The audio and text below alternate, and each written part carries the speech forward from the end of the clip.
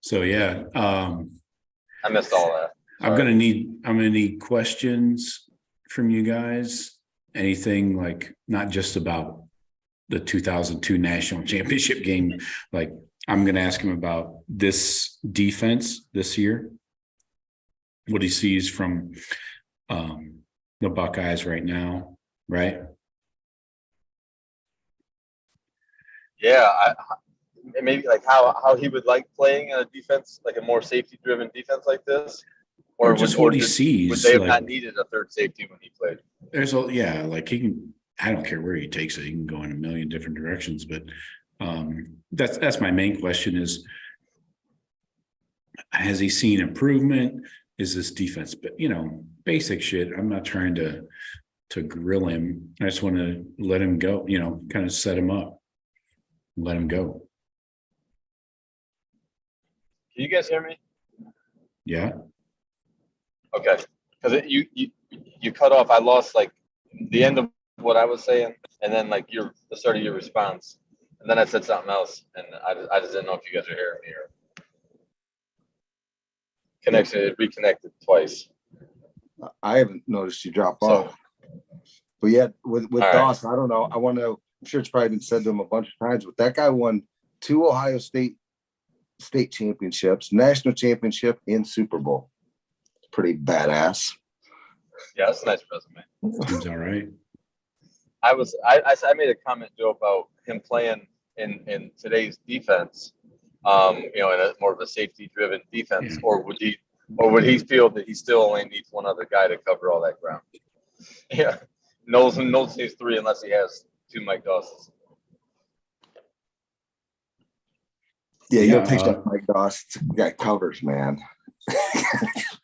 Yeah. 3-time All-American. I want to ask him about his swag. He's got swag. He was the swaggiest Buckeye at the time. Oh, with the visor and yeah.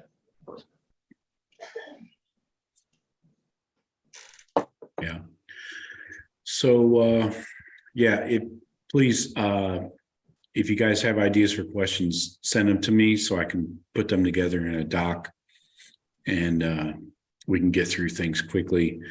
I was going to do a quick, kind of backstory kind of look, things I should ask him. I want to ask him about Tressel, and things like that. But again, we can't do I don't think we can do 30 minutes with the guy. No, he's driving. I just watched an interview with him, Joe, like right before that. They had those guys out there for the 20-year reunion, and he isn't going to talk like Gary and just run off at the mouth. I mean, he's good, he's nice, but he's not just going to, he's going to say it, get it out what he wants to say, and to the point.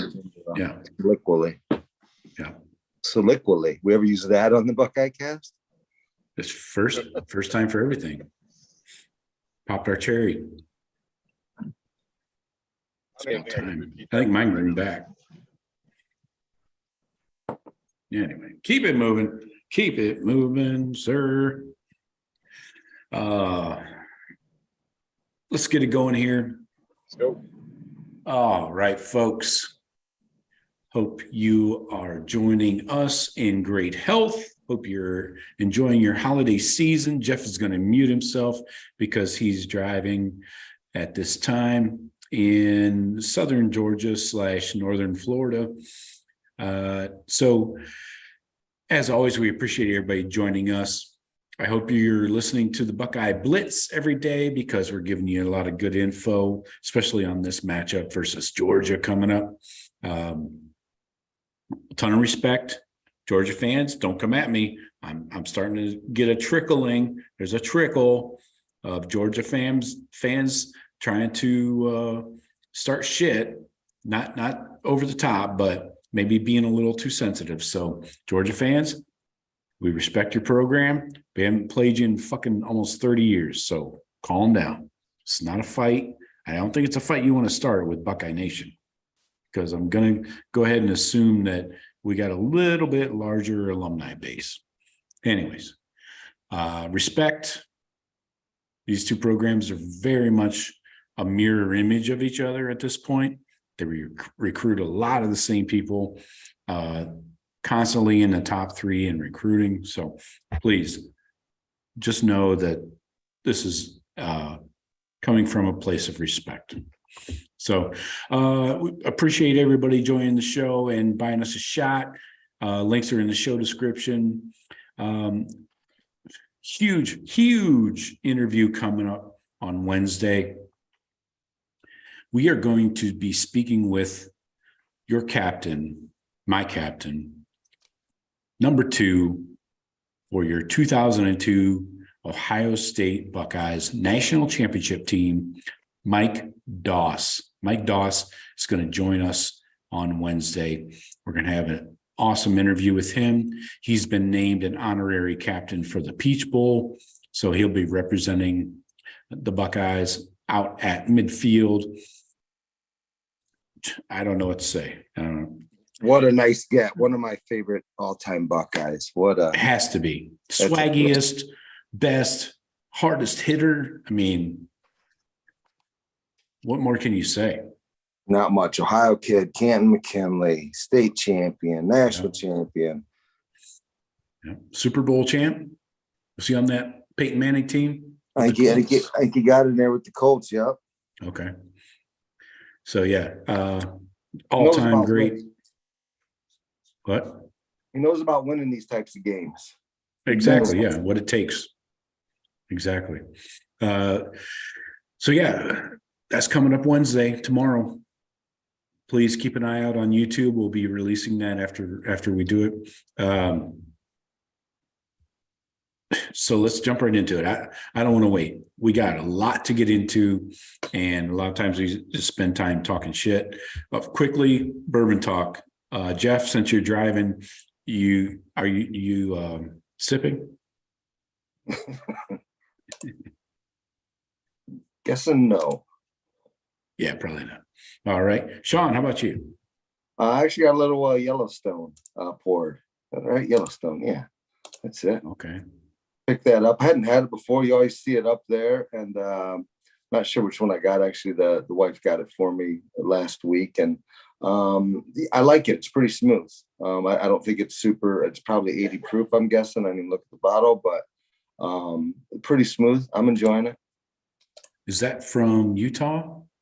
I don't know where that Yellowstone is from, actually. Well, I assume it's around the park area, Montana, Utah. I'll find that out while we're going.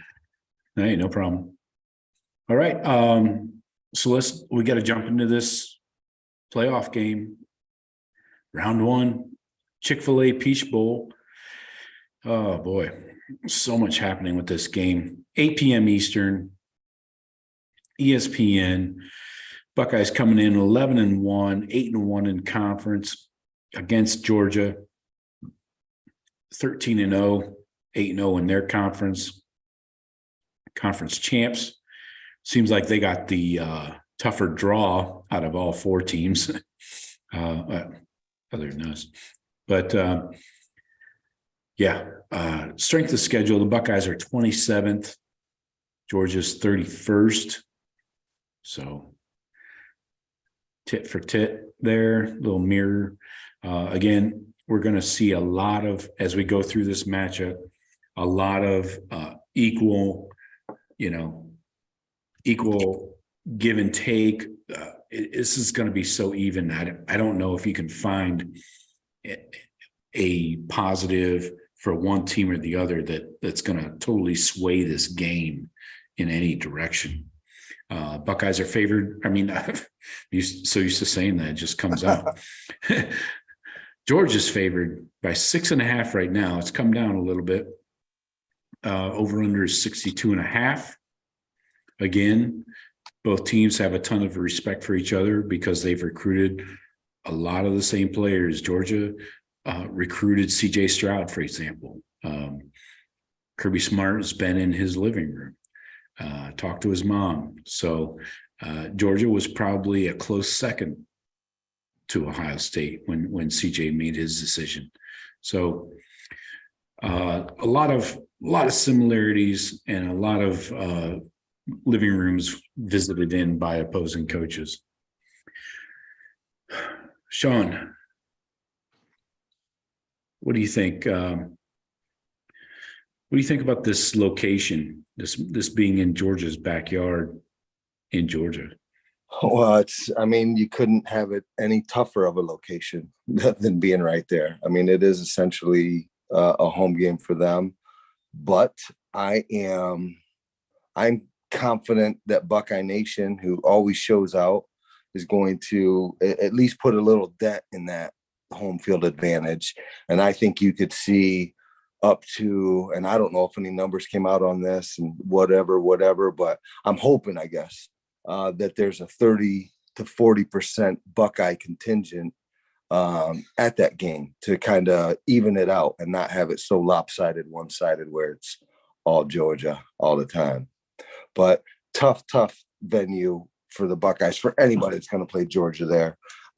Ask Alabama. Didn't they play them there? But the Bourbon's from Lebanon, Kentucky. Oh, okay. Nice. Weird that it's named Yellowstone, right? Yeah, no, I've seen their stuff for a while now. And again, not pretty smooth, not good sipping bourbon. Yeah. I like it. All right. But yeah, what else can be said about that? Ask Jeff. He just drove through there. What's it like, Jeff? From the road. Looks like he dropped off. Northern Florida doesn't have the best cell service. Yeah, that is true. Unless you stop off and get some boiled peanuts, maybe some peaches. That's the one spot on like everyone's map. That like out in the Rockies, it's like dead in zone, man. You're not around nothing. Right. Yeah, it's kind of weird too, because you're coming up on like a major intersection of two interstates, I-75 and I-10. Right. Don't get in trouble there. So, all right, we're going to talk a lot of matchups here. We've got some rumors about Mayan Williams' health that are not good for us. On offense, boy, with Georgia's defense, you're going to face a two deep that is basically all starters. I feel like our best chance is to wear Georgia's defense out with tempo, or at least changes in tempo, and keep them on the field as long as possible. You know, like Jalen Carter. You know, we've heard so much about him, but the rest of the D line are all a bunch of studs too. It's not just a one-man show, because you could easily, shut that down. But it's much more than that. And again, when you go tempo as an offense, you can't have pre-snap penalties. So that's been an Achilles heel for the Buckeyes this year. I mean, I'm looking right at you, DeJuan Jones. So let's talk about CJ.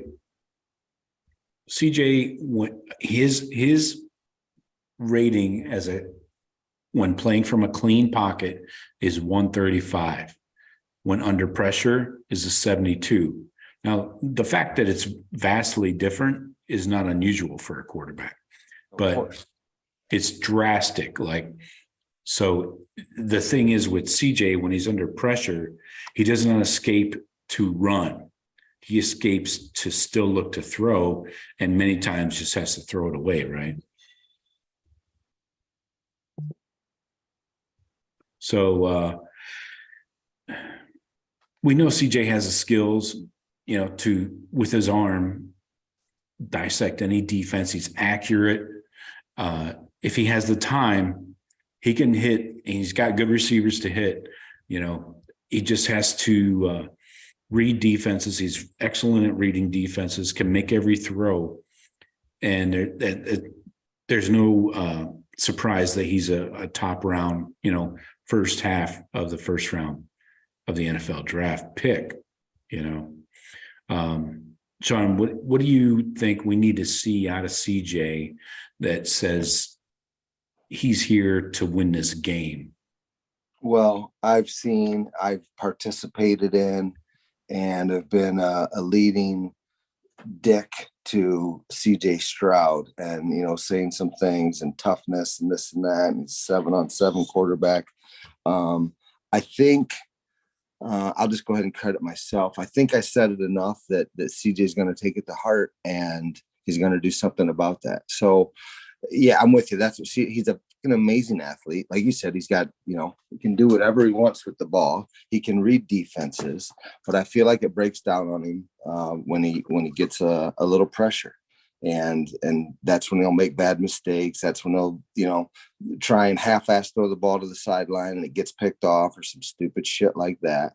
Yeah. And I think that's been said enough where there's going to be a couple instances in this game that CJ goes and gets that tough first down with his legs or gets the 7 yards or, on a play that was nothing. But I'm going to put some of it on the receivers too. I feel like, and I don't know, because I don't get the overhead view of it, but I feel like teams like, especially Georgia and the team that just beat us, Michigan, I feel like their receivers, they play to that. Both their quarterbacks are good scrambling around out to the pocket. And I feel like those guys are really good at coming back to the ball and giving their quarterback some options. I feel like sometimes I watch Stroud, he's out there and there ain't no options to even throw to. So it's like, what the hell is he supposed to do? So I want to back off on him on that. And I hope our receivers get a little better at, bailing a guy out when he's, getting flushed like that.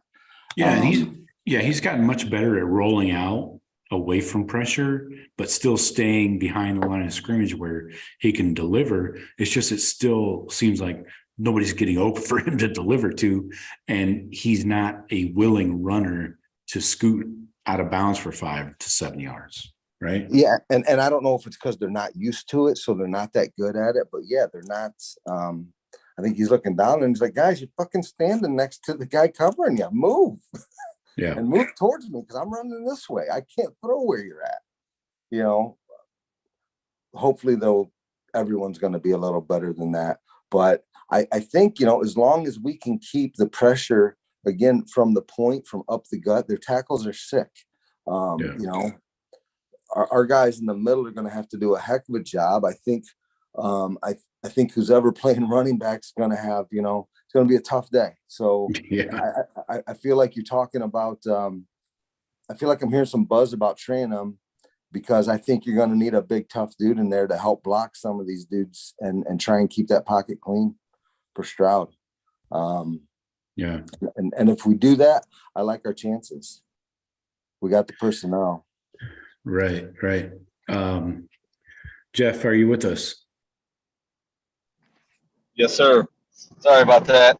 Having connection issues. Yeah, well, you should have stopped off and got those boiled peanuts and peaches before you left the Georgia border. I did grab the lottery tickets. I got the Mega Millions and Powerball. Oh, great. I get my peaches down in Georgia. So she said. So we were talking about CJ. We're talking about this offense, Jeff, and we, basically this 2 deep of Georgia's defense against our offense is a 2 deep built of starters, right? Because these are all 4 and 5 star guys, right? Pretty much, through the whole list, right? Right. And so we were just getting into CJ and how, his passer rating is obviously much better in a clean pocket versus under pressure. And then we're getting into him rolling out away from pressure, but still he a lot of times doesn't have somebody open when he rolls, and he's not a willing runner to go scamper out of bounds for 5 to 7 yards, right? I mean, what do you think? You think this is a game where he utilizes his feet a little bit more? Because he's a basketball player, in high school. He has feet. He can use them. Yeah, I mean, it obviously depends on what the defense is going to be giving him, but there's going to be a lot of examples where that he gets that double A gap pressure up the middle, and he's going to be forced to roll left or right. Do we have a back slipping into the flat? Do we have a tight end crossing? You can just, that 5-yard drag route, 30 yards across the field, and just whenever he's open, whenever you need to drop off to him. He's going to need to be able to. He's He's going to need to be able to move the pocket. If they try that like a blanket, cover 2 where they're going to sit their corners up at the line where they're daring him to flush out. There's going to be deep balls available down the field if that's the case. So it's him being mobile, but obviously reading that defense and getting that ball distributed properly. Well, I mean, what do you guys think with, I think it's all going to come down to this O-line and Stroud, at least on our offensive side of the ball. What do you think that Georgia's going to do coming out? Their ends, their tackles are amazing. Their ends, I'm sure, are amazing 5-stars, but their ends don't scare me. So what do you think? I think they're going to bring linebackers, safeties, possibly early to try and get in Stroud's head and get him uncomfortable in there. I don't think they're going to sit back and play a base D against us. I would disagree, honestly, Sean. Georgia only has 26 sacks on the year as a defense in 13 games. They played an extra game. Our D-line has 32 on the year in only 12 games. I think the way to frustrate a good quarterback that like CJ is to sit back, drop 8 or drop 7. Yeah, but if you're not getting there though, I mean, I don't care how many you got. You can have 9 back there. He's going to crush you, I think. But he's shown an unwillingness to take off with the ball and hurt a team with his legs. So if everybody's covered, he's stuck. He gets at that point where he's like, I don't know what to do. Go, Jeff. I kind of am under the belief that Georgia plays the defense kind of like how Venables did with Clemson, where he wants to kind of see what you're doing and then see which of his 2 or 3 schemes is going to attack what you're doing on offense. Right. So I think we're going to see some base to start. He's going to trust his guys to win one-on-one battles, but he also knows his weakest part and our strength is deep. So I think he's going to take away our deep shots early. Mm-hmm. And see how his guys can play one-on-one against ours. That's how I would attack our offense. See if his down 4 can get pressure against our 5. Exactly. Without having to send linebackers or up the edge, because he doesn't want to get one deep behind him early, because that's only he knows that then we have him. And make those windows smaller in the secondary. Yeah. And if we come out and we're going to try to, kind of the same thing. We see them playing off. We're going to try to pound the ball. Then, then it's the game of adjustments. They bring guys down the box. We try to hit the deep, vice versa, goes from there. But I think he's going to want to see what take away our best option and then kind of see what we're trying to do to him. Kind of like a counterattack. Yeah. He's got the players to do that. Yeah, this is a super fast defense. I've watched these guys. They go sideline to sideline better than anybody. This is where those wide receiver screens are not going to work out well, especially if you can't block them up. Like we've shown a challenge. No, we've been challenged. Those inside linebackers will be getting out there. Yeah. Yeah. Plus the DBs, are fast and athletic. So, yeah, obviously, Jalen Carter is the best D lineman and we're going to ever face, best in the country. But the entire D line is fast and physical. So, yeah, what do you think, Sean? You think how do you think you go at these guys? I mean, we got the best wide receiver in the country with Marv. We got Emeka Buka with over 1,000 yards on the season in just 12 games. Cade Stover has been, I guess I would call it inconsistent, especially late in the year. Had shown some really great flashes, catching balls early in the year. But what do you think? You think we run right at him, try and pound him with Mayan, Chip, and Dallin Hayden? Well, I think you do got to do that. You can't abandon the run. I think you want to try to run. I think it's going to be really tough early. A lot of, not real productive runs, but let's keep banging and banging it up the middle against those guys. We need to wear those guys out, the Jalen Carter, and let's run with some tempo. Jalen Carter's good, but is he good for 70 plays? Let's find out. 80 plays, whatever it is, but not 50 plays and slow. And he's getting breathers and breaks and all this stuff. I think you're going to have to neutralize him in that D line. But again, like you said, and I don't know the depth of it at all, but I imagine Georgia's D line's a lot like ours, that, you know what, it might not be Jalen Carter coming in next, but it's still a dude coming in next. Yeah. It's 4 and 5 star guys. I mean, you know, we got JT, Jack Sawyer, Zach Harrison. Those are all 5-star guys. I mean, the recruiting, like, again, is a mirror image of our recruiting, you know. But I don't think you can get one dimensional on it. I think you need to have a balanced attack. And I'd rather see a 1 yard loss, no gain up the middle, than that wide receiver screen for -2 3 or 4 times. Yeah, because if you run that on first down, you throw your offense way off schedule when you're looking at a 2nd and 12. Yep. Right. And basically nobody really did anything. Everybody stood up, they threw it over there, and your guy got tackled. You didn't wear out any D linemen. There was hardly any push in that play. It was a 1 second play. Done. Yeah, exactly. So again, like when I look at a matchup of these teams, they're, you know, the receivers versus this Georgia secondary. I mean, the secondary is a little weak. That's where I think Georgia's weak spot is. And that Chris Smith, the safety, is their best player. Malachi Starks, Keely Ringo, Bullard, and Lassiter and Tyke Smith. We remember a lot of these names from recruiting. Chris Smith is like Mr. Consistency. He's kind of like your Ronnie Hickman as far as being a consistent man back there. Ringo and Starks both got worked over a little bit against LSU when they gave up 500 yards passing. Now, I know the score did not indicate what the passing yards were, but when LSU threw for over 500 yards with a backup quarterback, that was eye-opening, I would say. So I'm sure Kirby Smart has addressed that, and they figured out ways to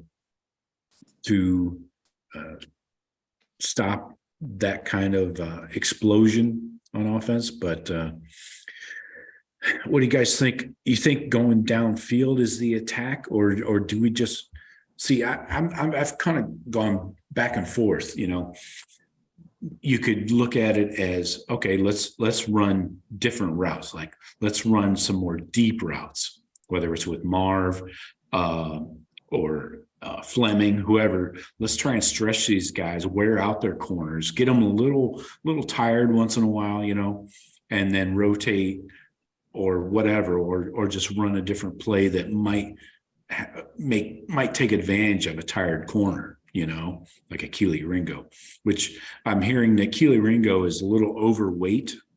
I mean, relatively speaking, he's playing at like 210, or I think he's at 220. He should be at 210 or under.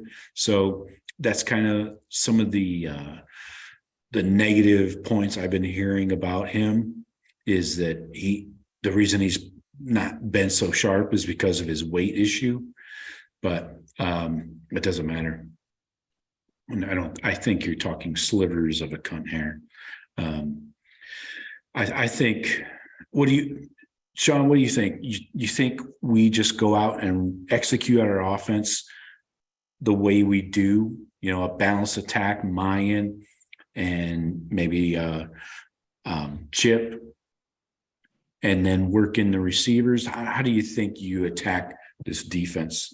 No, I think you do it, you know, kind of how I said, and what it is. I think we as fans, and I mean, maybe we already do, the smart ones do anyway. It's, you use the same kind of philosophy, but you need to temper your expectations. Like when I'm going into a Buckeye game against most Big Ten teams, I'm thinking, okay, I want 2 to 250 on the ground, and I want 3 to 350 in the air.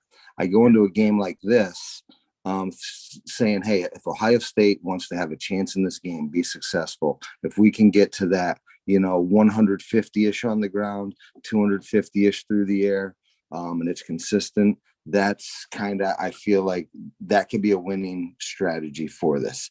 So I think you got to, again, you have to get it both ways. I don't want to, unless they're not getting any pressure on Stroud, maybe he can carve them up like LSU did. He certainly got the arm and we got the dudes. I just don't think that that's how it's going to go this time. And every game's different. But I feel like if we've got to make them respect our run, and I think it's going to be some tough sledding, and it'll probably be pretty shitty most of the game.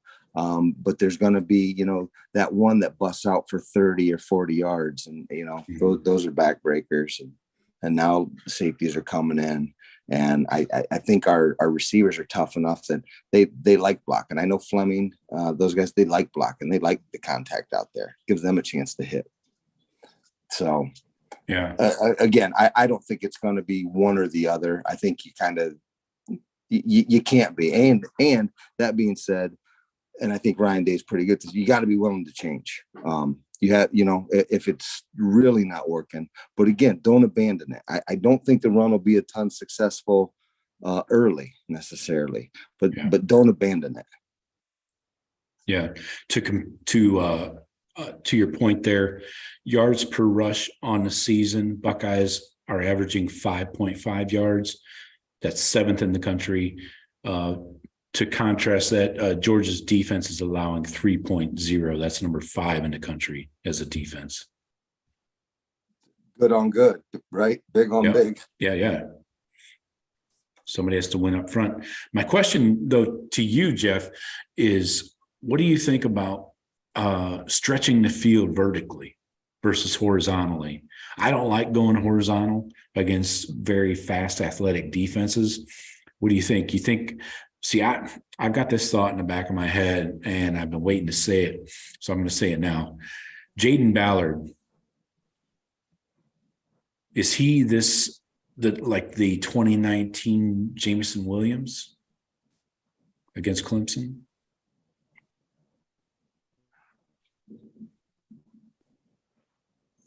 Unmute yourself.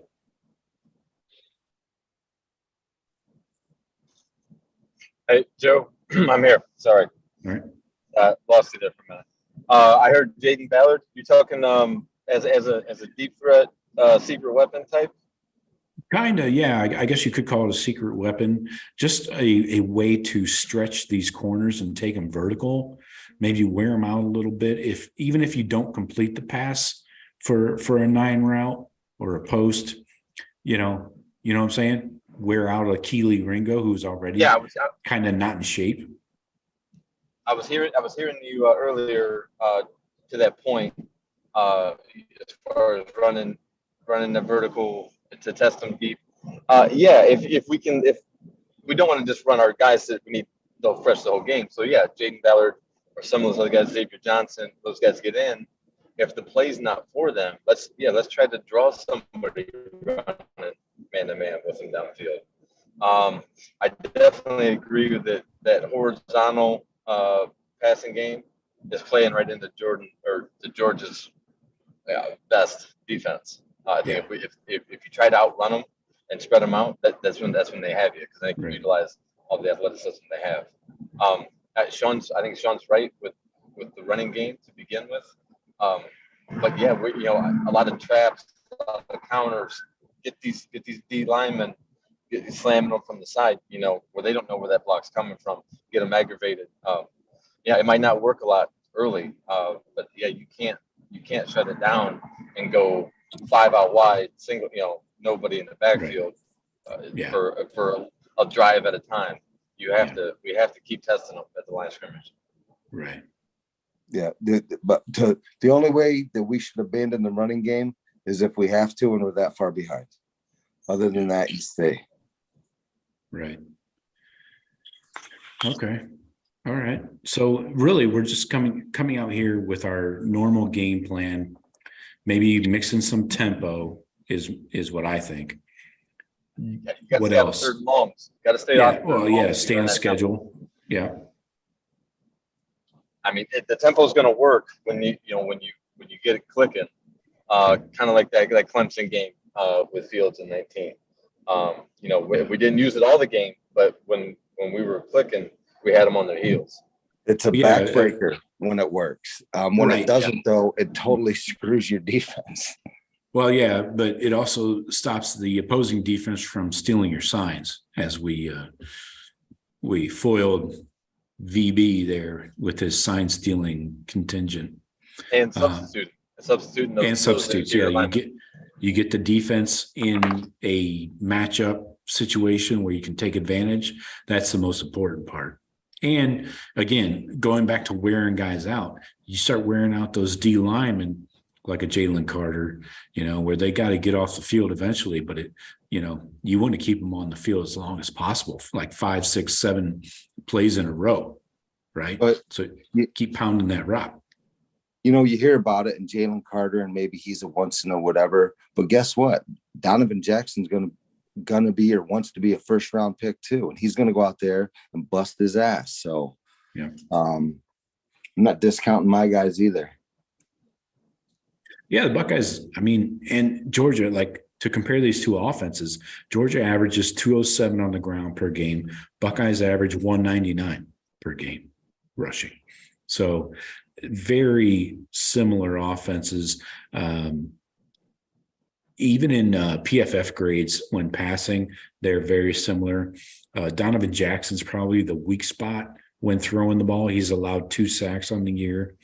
For Georgia, their O-line, Xavier Truss, he's allowed 11 pressures through the year. Both of them are guards, so that's where the weak points of the offensive lines are. Georgia's allowed 7 sacks in 13 games. Buckeyes allowed 8 in 12. I think Ohio State has the edge, though. If you go by PFF grades, the O-line is much better in the run game. Even though I know the yardage is not the same on average. So we'll see. Matt Jones has been full go. Have we got? What? Okay, that was my question. Do we know his health status? Yeah, he's been full go for a couple of weeks, Kevin Wilson said today. So injuries should not be an issue on the offensive line. We are hearing some weird rumors about Mayan Williams being sick / maybe injured out of practice. So Chip Trainum had to come in for him at the media day today and just said Mayan was feeling under the weather. Apparently the flu is running rampant. Surprise in a big city. So who knows? It could be the flu. Maybe he did actually get dinged up. It could all be a fucking sandbag, I think it's a little silly to kind of create some kind of false injury, but no, I think he is probably sick. It's going around a lot. It's been up here in the north. Maybe it's making its way down south now. I wouldn't see him making that up. Of course they would if they had to make up a story. I'm not there yet. What I think maybe the bigger story is Trainum might be the guy that plays the most on Saturday. Right. Regardless of anyone else's situation, he might be that guy. I agree. And it's kind of weird how, like, he showed up well against Michigan, right? But they didn't seem to want to go back to him during that Michigan game. They didn't seem to want to use Dallin Hayden much. I know. I was wondering if Hayden was hurt or what was going on there, because they both look good. Yeah. Yeah, Hayden had the big week against Maryland. But all right, let's flip it over and talk Georgia offense versus our defense. Similar stats here when you talk about a clean pocket versus being under pressure. Stetson Bennett, the 25-year-old quarterback, he's got a 113 quarterback average in a clean pocket, 69.9 under pressure. Not surprising. Similar to CJ's numbers.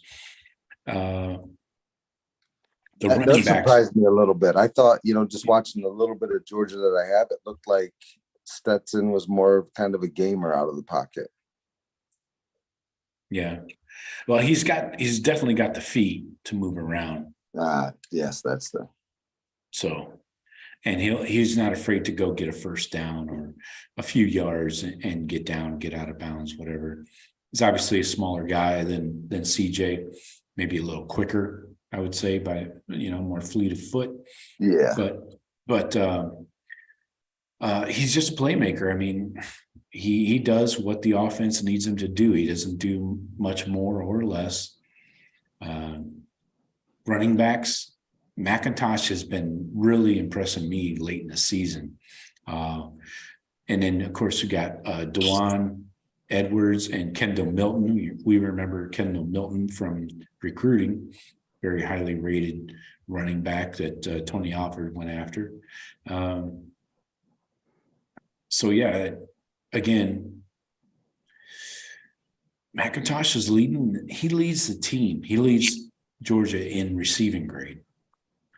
He's got like 704 on the ground, 10 touchdowns, and 82.5 rushing grade.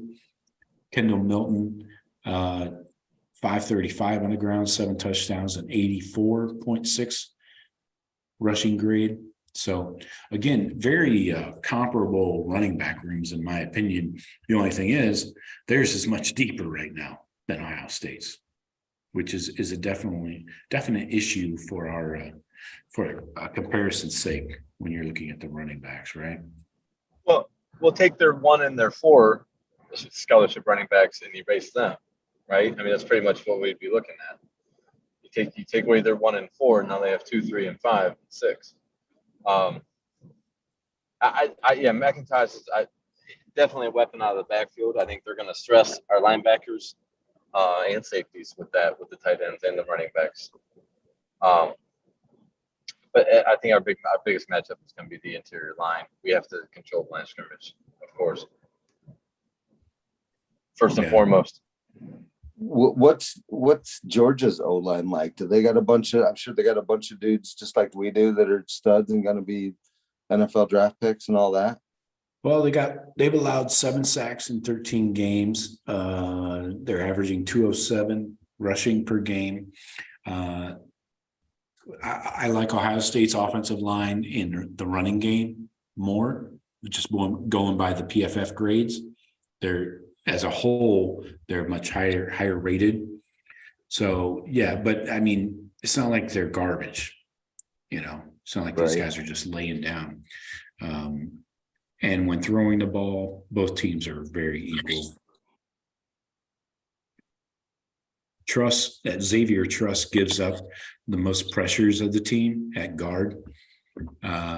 So that seems to be the weakest link that people are attacking. You want to talk about receivers, nothing super impressive here. Have we established, is Ladd McConkey Phil McConkey's son? Yes. Anybody? Okay. Remember we used to call him McMonkey? I call him McConkey, but I don't think you're allowed to do that in 2022. No, you can. I think it's encouraged in the South. But that dude, I don't know. He pisses me off. Every time I watch him, that kid's making plays all over. And he flashes. He looks average, but he's always open. He's tough as nails. He's Renfro from Clemson. Man. And then their tight ends. I think our corners are going to be fine. I think the onus is going to be on the linebacker safeties. Yeah, that's my curiosity is how they decide to defend these 2 tight ends. Yeah, the flats to the hook range, they got 4 or 5 different guys that are going to be running in there. What D are we even going to be running against these guys? That's it. Well, we don't want our linebackers in coverage because they don't do well. But they're going to be needed. They're between the tight ends. It's hard to say. It's hard to say what.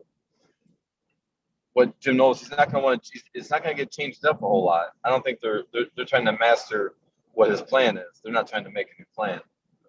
Right? But I will say, over the season, the entire season, the Buckeyes defense has been the second best in the country at covering running backs and tight ends. Yeah, so he probably feels he's got a pretty good scheme against it, because it's what Georgia likes to do. So it's kind of, there's a lot of strength on strength in this game, Right. you know, on both sides. But I think that's just another example of it. Because Georgia's not changing their offense either. They're not coming out 5 wide, you know, and air attacking us. But they're not going to do that. They don't have the personnel.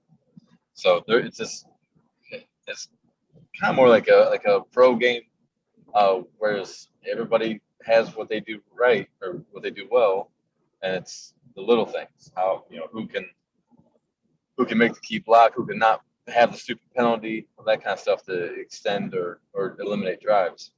Oh yeah, it's pretty much gonna be like it's our best, your best, and who can execute better.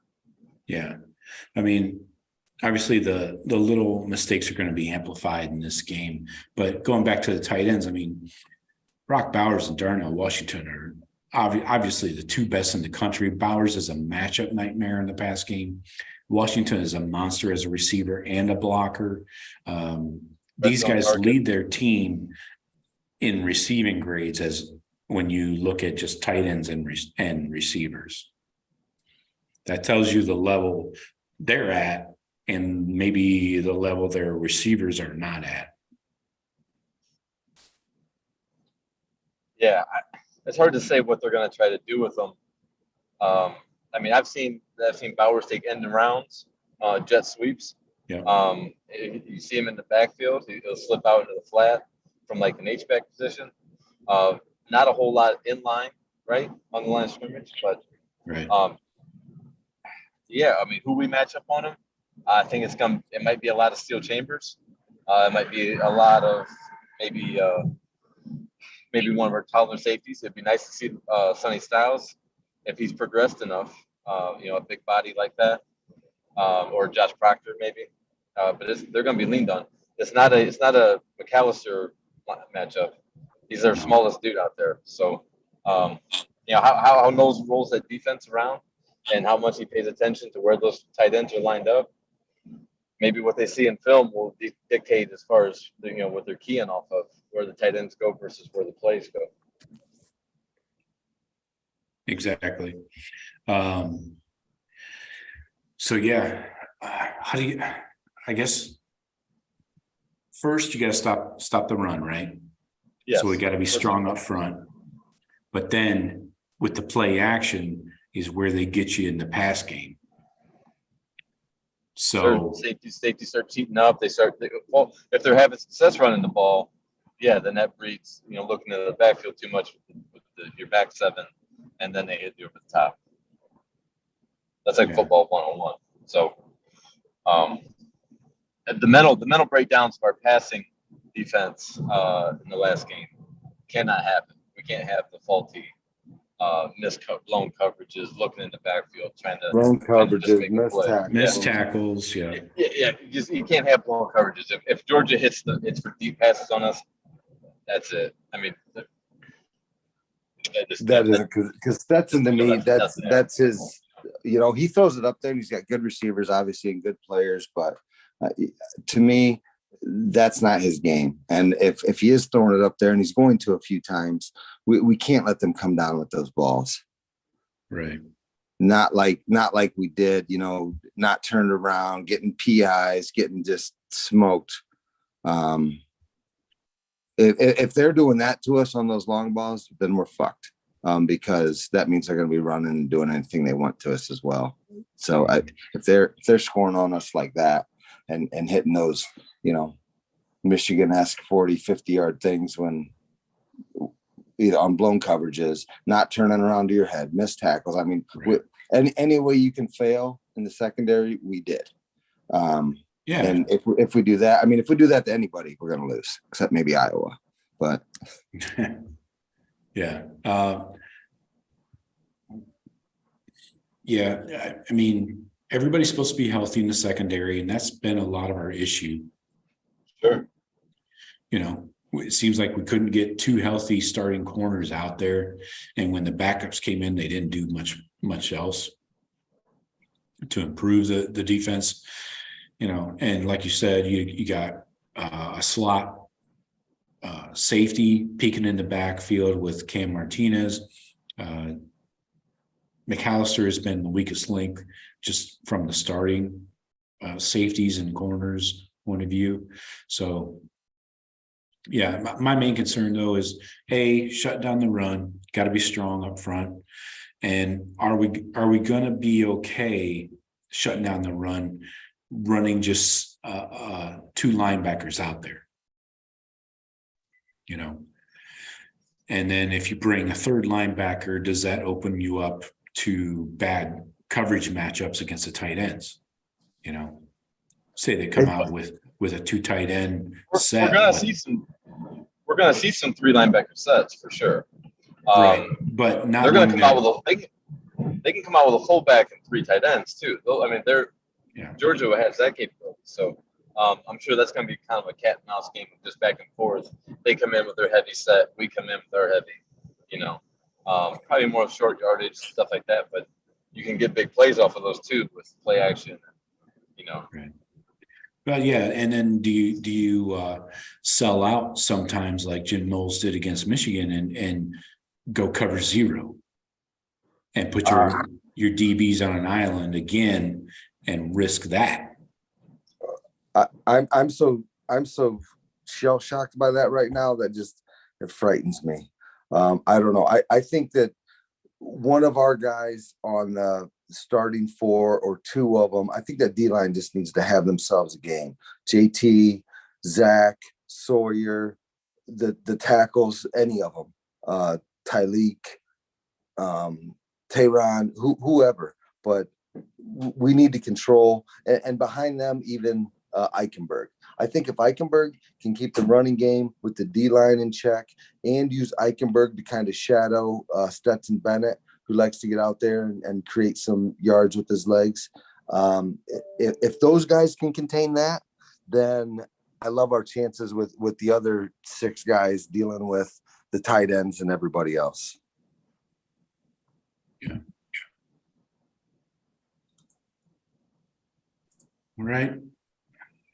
Pretty quiet in the chat tonight. It must be too early in the week for people to start thinking about it. I blame the marketing department. Yeah. It's not our usual. People got to, you set a timer. I know. You get the weekly meeting. I know. Yeah. Speaking of, maybe like this is a terrible time to introduce this question, but should we do a show next Sunday, or since that's New Year's Day, do you guys want to push it? We got to do some kind of reaction show. I can do my own on Sunday on the Blitz, but do you want to do one Sunday night or Monday night? We should. I mean, if we're going to do a reaction show, we should do it Sunday. Yeah, that'd be best. Yeah, I'm sure there's going to be plenty to talk about. Yeah, we can aim for that. I don't know if I'll be in Tiffin or back up here already or whatever, but yeah, just plan on it, figure it out. Okay. All right. Going to talk about this beat down. Hopefully, we administered. We usually get some good, kind of almost a perfect match of Ohio State to opposing team smack talk going. So definitely good for the ratings. This long gap, over a month, since the last game, and that's for every team really. But who has kind of stepped up, maybe in that defensive line room, as some people moved ahead of others, or we might not see an 8-man rotation, or is it some of the DBs, maybe a young freshman like Sonny Styles, some guys that are ascending, maybe some guys that have fallen off. You talked about maybe a weight issue with one of the guys from Georgia. I think every team faces it, but your team might look slightly different, because it has been quite a bit of time off for these kids. 18, 19 years old. A lot of things can happen in a couple of weeks when you're not as regimented, I guess. Right. So, and Michael Hall Jr., which is somebody I'm really thinking about, he's been injured all year. He tried to play through it. He really pushed the coaches to let him play through it. Didn't work out. So that's why he's been so limited throughout the year. But that's a guy who is 100% healthy for this game and could be that X factor that maybe you're not game planning for because you haven't seen enough tape on him. Yeah, get that guy just wreaking havoc in the middle, just beating us one-on-one. But I got to bring a guy down to him, and then it just leaves our tackles or our DNs, and our linebackers even more free. You don't even need a big stat sheet, just somebody that's going to cause it, make them make a double team. And those guys really what fired up, right? I mean, you got a bunch of alpha dogs on our D line. And all anyone wants to talk about is Georgia and how good their D-line is and Jalen Carter and blah, blah, blah. We got some dudes. They just need to put it out there Saturday night. Exactly. Yeah, you better. We all hope that they got a little chip on their shoulder about this. I mean, they fucking better. I mean, this is their time to shine. They were as highly rated, if not higher, than Jalen Carter. A couple of our guys. They're all 4 and 5 stars. That rating shit doesn't even matter at this point. They're all equal talent. With all the attention going to Georgia's D-line, it's the perfect showcase for those guys. Like, hey, we were ranked high like them. They got to go out and make the plays. Not be giving up 5, 6, 7 yards to carry. Yeah, exactly. All right, so I think we got a good game plan from both sides of the ball. Let's talk score predictions. Let's get into it. Georgia favored by 6. You got spotlights or? Yeah, we're going to do microscopes. All right. Yeah, we're going to do. So let's do our scores. Georgia favored by 6.5. Over under is 62.5. Let's start with you, Sean. I got the Buckeyes getting underestimated in this game and pulling this game off. It just feels right. I feel like everyone's discounting the Buckeyes. No one expects them to win. I feel like it's been quiet at the Woody, and they've just been putting in work. You hear Coach Day come out and say that, he's impressed with what he's seen at the Woody before they went to Atlanta. Now they're down there. Hopefully that continues. But I think Buckeyes could come out scary, dangerous. But I'm going to limit my super scary prediction, but go Buckeyes 31-27 on this. 31-27. Okay. Give me the Buckeyes. Is that the under? Buckeyes in the under? Yeah. Over under is 62.5. All right, Jeff, what do you got? I wish I would have went before Sean. I got Noah Ruggles kicking a game-winning field goal, 31-28. Ooh, 31-28. All right. Like it. All right. The way I see it is we don't win if we don't score 40. And we haven't won too many games where we didn't score 40. So I'm going 41-37 Buckeyes. In a close one. Defense has to finish the game and keep Georgia out of the end zone to win it. I know it's a little high scoring, but I think it's just one of those, back and forth kind of offensive, fights. I could see this game 21-17 also. I could too, actually. I was thinking, all right, 27-21, 27, but. Well, the reason I didn't go that route, I went the opposite route, is because Ryan Day said, we got to play fast, we got to play loose, and that sounds like aggressive, push it, down the field. I'm not saying you can easily do that just by saying that. I know that, but that's how I see it. I want the Buckeyes to score first. Whether it's getting the ball first or second, it doesn't matter. But I want the Buckeyes to score first, make them play catch up, make them match you, tit for tit.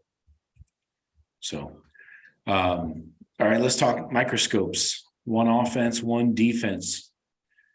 Sean, what do you think? I think we outlawed this vote a long time ago, but I'm bringing it back because I love it so much. Oh, you sly dog. CJ Stroud. It's all going to be CJ Stroud. Shut me up, Stroud. I've been a hater. I've been a punk on your ass. It's true. He has CJ. And I love you. But I hate you. You got this. You got this. And I think he is. I think CJ Stroud is going to play his ass off. I think you're going to see more determination and fight out of CJ Stroud than you maybe ever have. So you think CJ comes out and takes the bull by the balls? I do. I think CJ comes out there. I think he's the guy. That O-line needs to keep him upright. But this is CJ Stroud's game. Him and that O-line. I like it. All right, Jeff, who do you have on offense? We'll come back to you, Sean.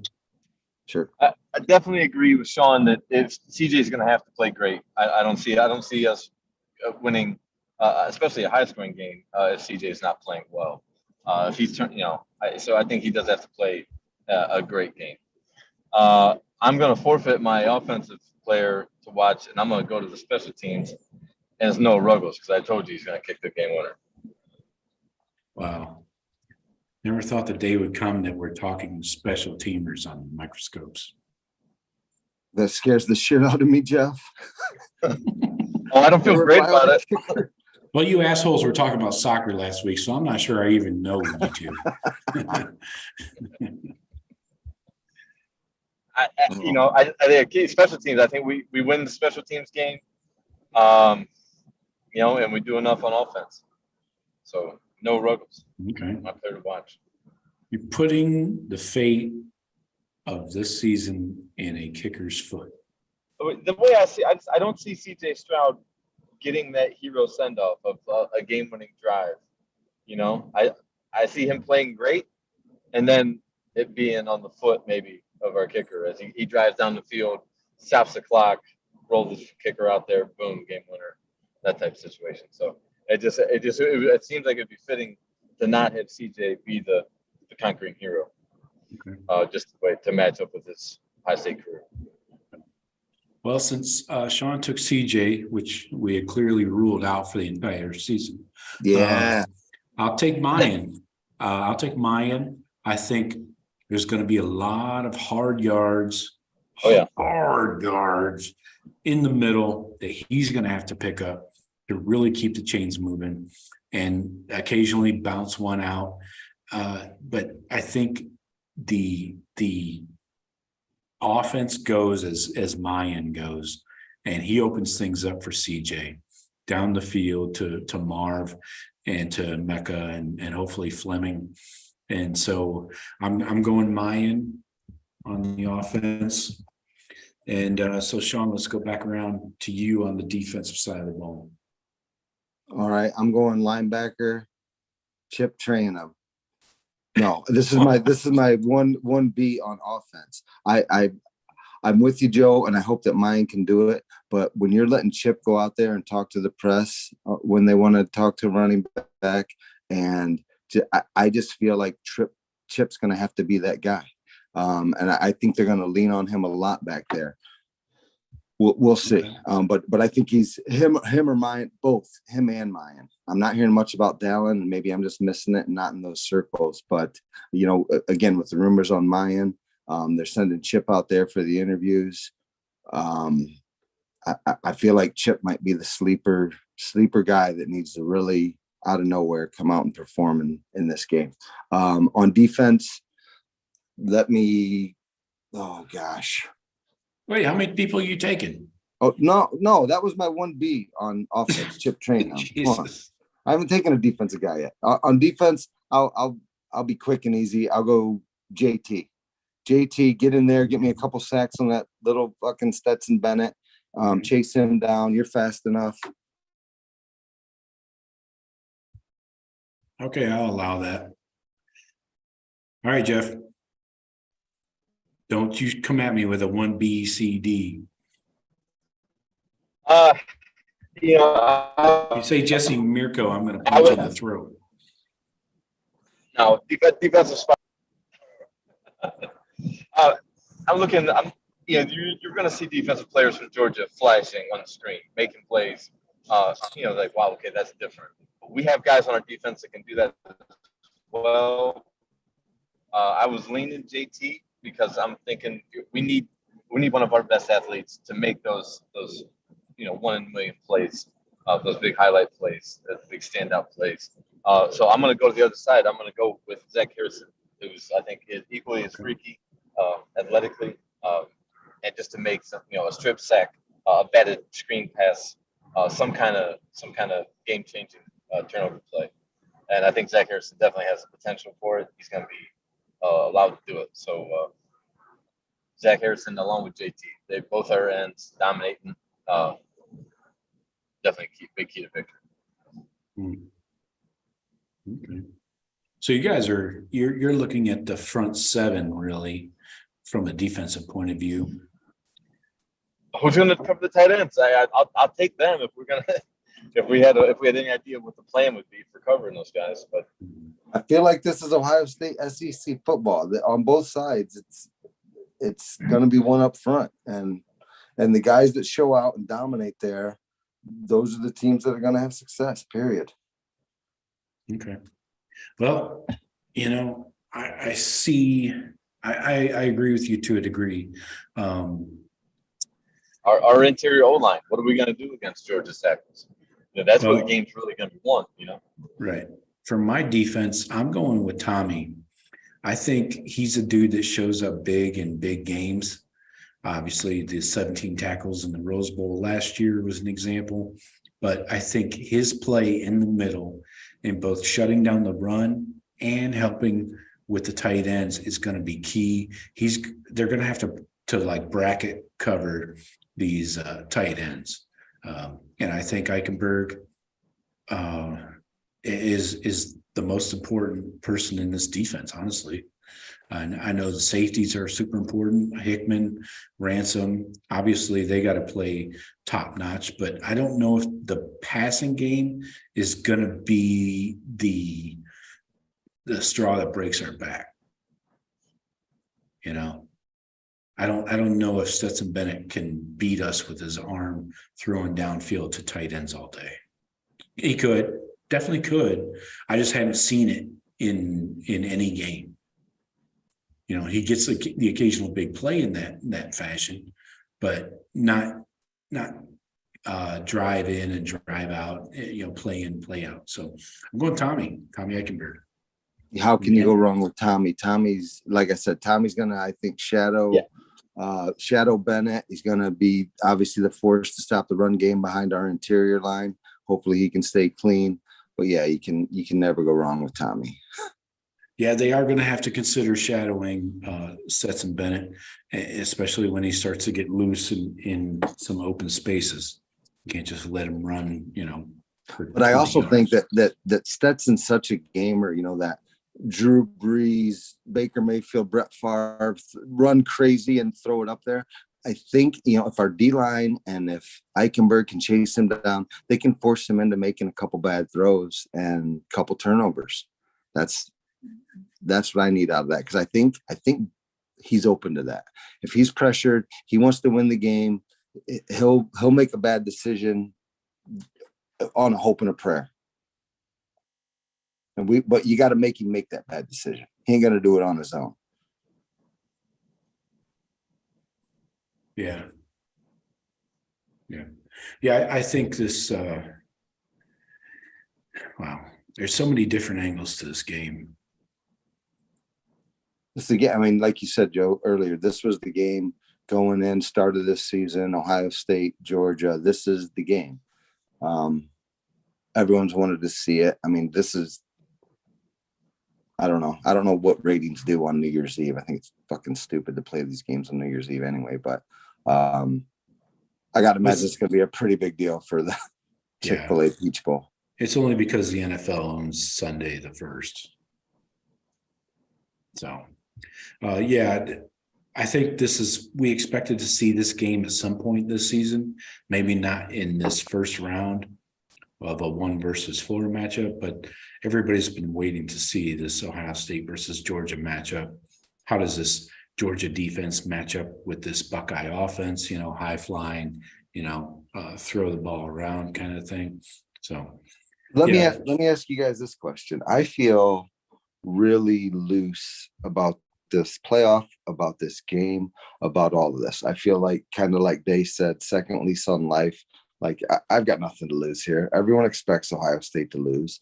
I mean, which makes me feel really good about it. Like, there's no pressure on. I don't feel there's any pressure on the Buckeyes right now. And they can go out there and play fast and play aggressive, like you're saying, play loose like Day has. And I just feel that's something like they did with Cardell Jones, and they weren't given a chance in either one of those games. And in 2002, when we get to talk to our boy Doss, wasn't given a chance. Buckeyes seem to do really well there. And I haven't heard much out of the Woody, like I said, which to me is good. There's not a lot of hype. I think these guys have all been working, and I'm excited. And I think, again, Ohio against the world, and I think they could shock it. Yeah. It's one thing to say it and to, constantly talk about it. I mean, to say that, we feel disrespected, we feel slighted, nobody believes in us. It's easy to say that, but sometimes there's a reason for that. With this team, I don't have a good feel anymore. Like, basically the entire second half of the season, I did not have a good feel, especially the last 3 weeks of the season. Maryland struggled against Michigan, obviously, horrible game. So I got a tough time with any kind of feel for this. I mean, honestly, I'm just feeling the talents there and the mindset. Like I said, and I said it, rewind it to whatever, how many weeks before that. I kind of almost wanted, because Ohio State was looking so mediocre, like you said, I almost wanted Ohio State to lose the game before Michigan, because they weren't playing well. I think they needed a wake-up call, but it's like, big deal. We can backdoor into any win. These teams are bums. And then you got the Michigan, and then you got it handed to you. And so I think there was some soul searching that needed to be done. I wish it was done earlier. I'm hoping, I don't know if it happened, but I'm hoping that it happened after that Michigan game. But again, I think they needed some adversity and some, hey, yeah, guess what? You're not as good as you think you are. And, you got to bring it every down, every play, whatever. And not only the players, but the coaches. I think, last year, I think the players lost the game. This year, I think the coaches lost the game. So that's where I stand on it. I don't know if I'm sure Buckeye fans have a range of disagreement there, but everybody needs to bring it, and I'm thinking they will. My one concern is, what do you think about Wilson? Are you concerned at all that he's half at Tulsa? Not a worry for me, because Ryan Day still calls the plays. I think the only drawback is Wilson has a large part in the game planning up to game day, and he can, when he's in the box, he's actually just giving info, what he's seeing from the defense from a matchup point of view. So not a big concern for me, honestly. So I do want to, before Jeff, do you have anything else to add for this game? I do want to get a quick take from you guys on the Michigan game, at least a score prediction, if nothing else. No, Joe, I think they're probably just going to distribute that responsibility. If Coach Wilson's, got 20% less time, that 20% is going to be absorbed by Hartline or Alfred or Justin Frey. They're all just going to combine together to just kind of take over that. Maybe, like I said before, maybe one less voice in the room. Maybe it can lead to more agreement in the game plan. Just with one, So yeah, I don't, like you said, Joe. He's probably focusing everything he can to win a ring, to be able to go to Tulsa and show his recruits that national title ring. So he knows he has to finish the job here. I don't expect that to be any type of distraction. or side note to our preparation. Right. All right. So let's talk about the Fiesta Bowl, the Verbo Fiesta Bowl in Glendale, Arizona. Typically Columbus West, as it usually is. But so Michigan going out to Glendale against TCU, kickoff at 4:00. Obviously, that was not the plan before these Final Four teams were announced. This would have been the 8:00 typically. Michigan, 7.5 point favorite, over under 58.5. Strength of schedule. TCU played the 39th toughest strength of schedule in the country. Michigan 47th. So let me get a quick take from you guys. Sean, you got an overview on how this game might go?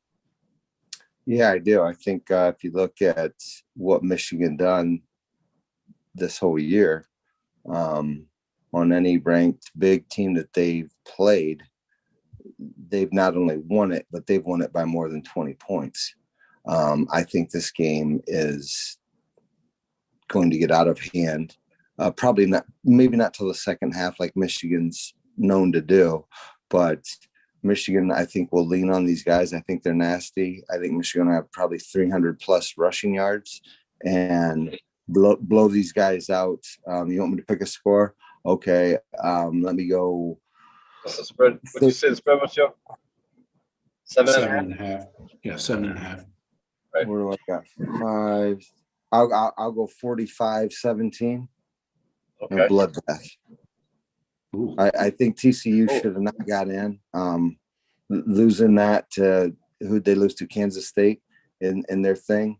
And I know they're 12-1, at least went to their championship game. But if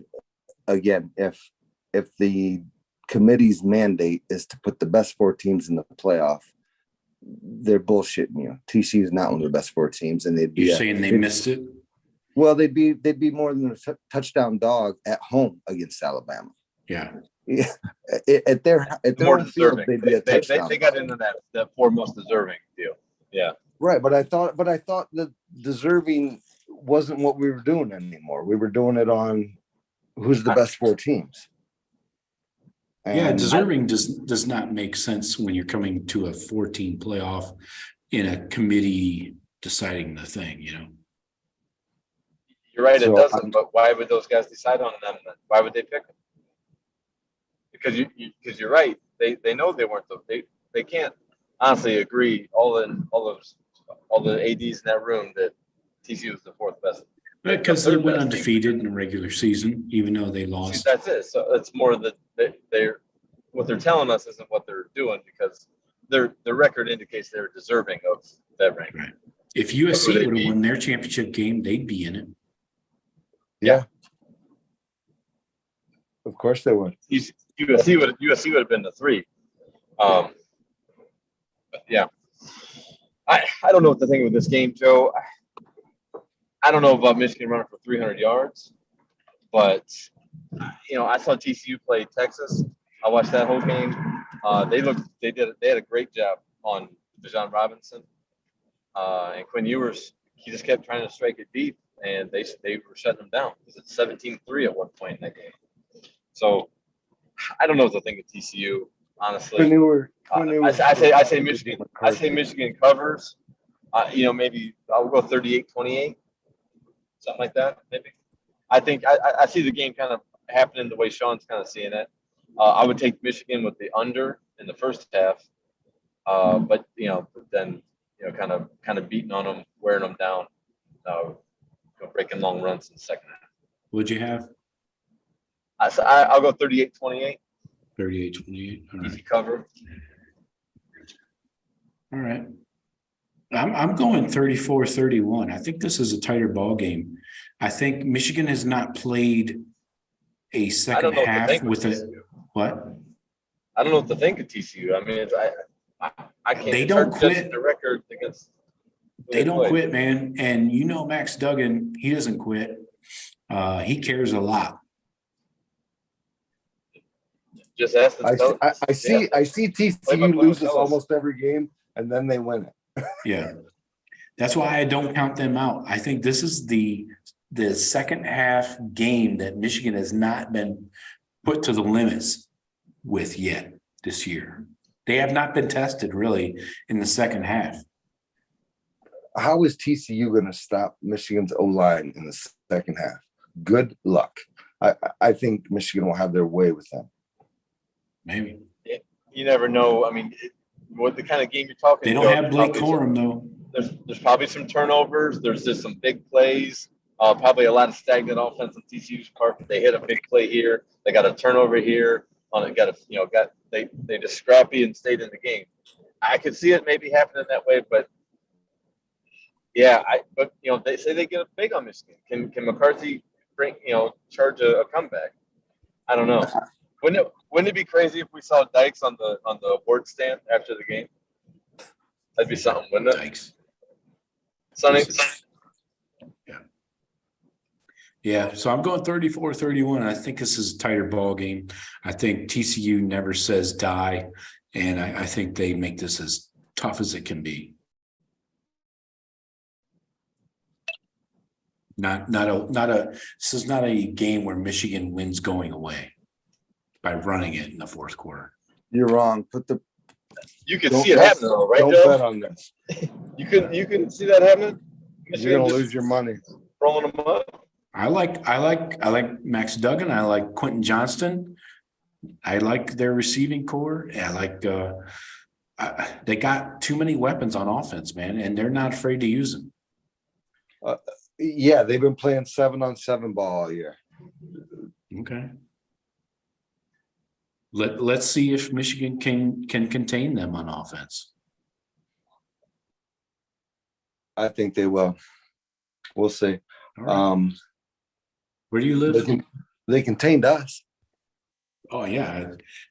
We saw the play calling and the offensive game plan that was rolled out there.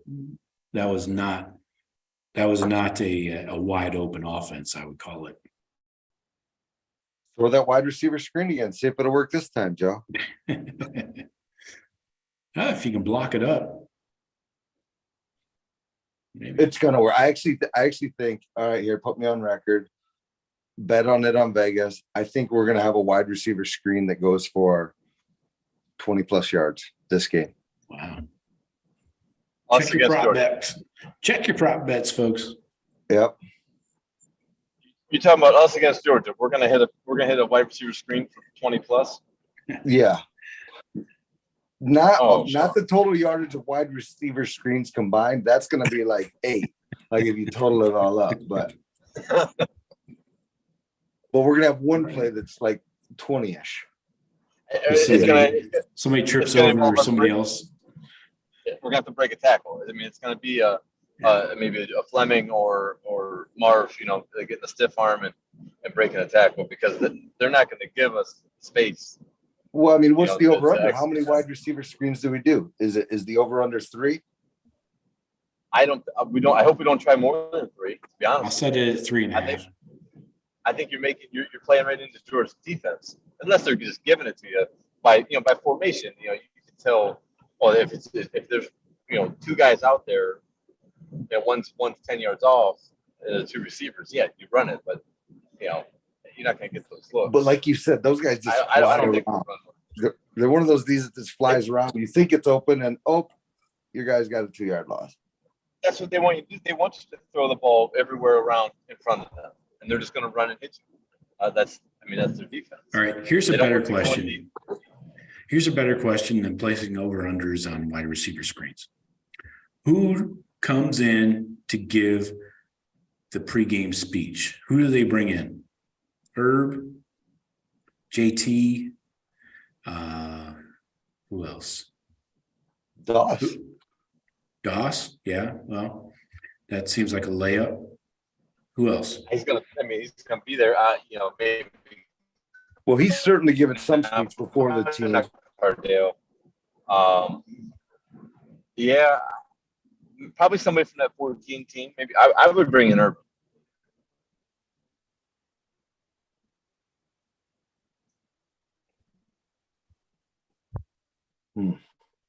Tough saying.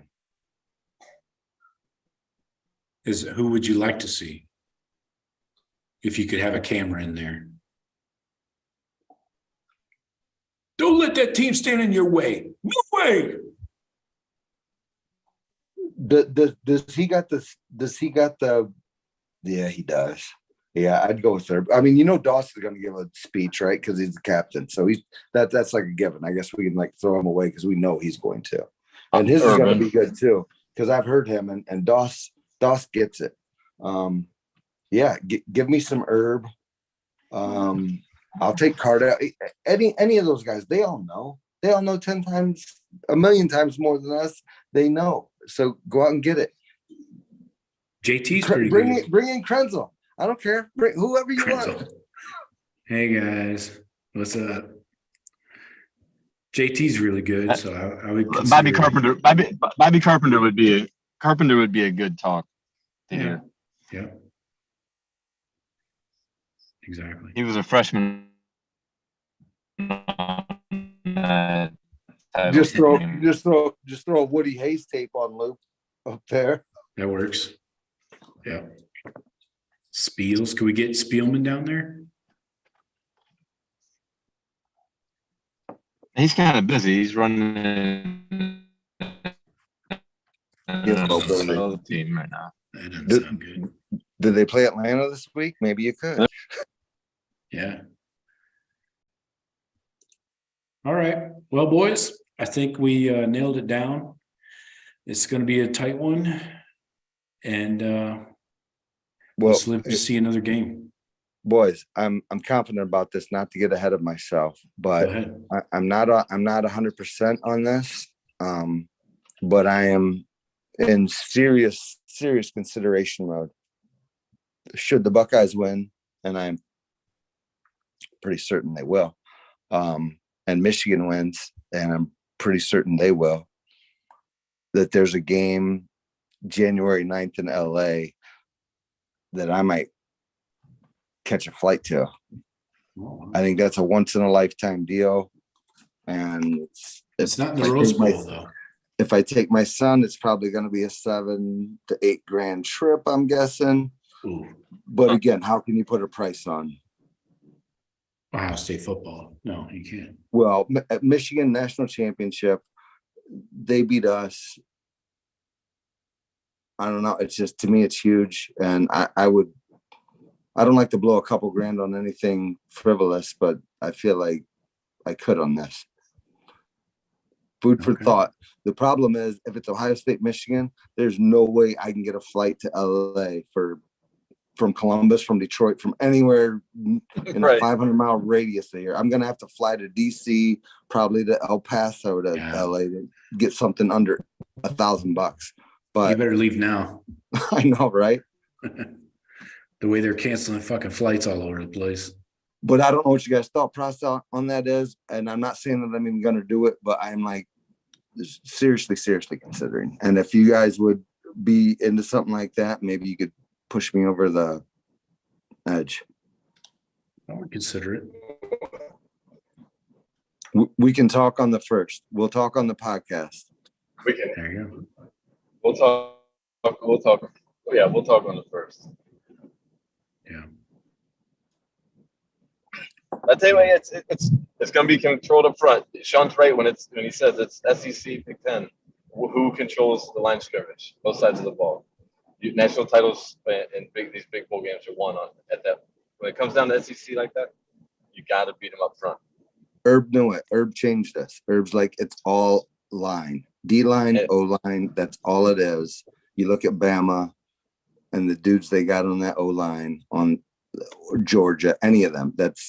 It's the whole thing. There's a lot of good wide receivers, and if you get them coached up right, but certain dudes on the D line, they're just dudes, and you can coach them up even, but they'd be good if you didn't. And Herb embraced that. I think Ryan Day's continuing to. It's obviously what you need to do in college football to be dominant. Yeah. Let's go O-line. There you go. All right, folks.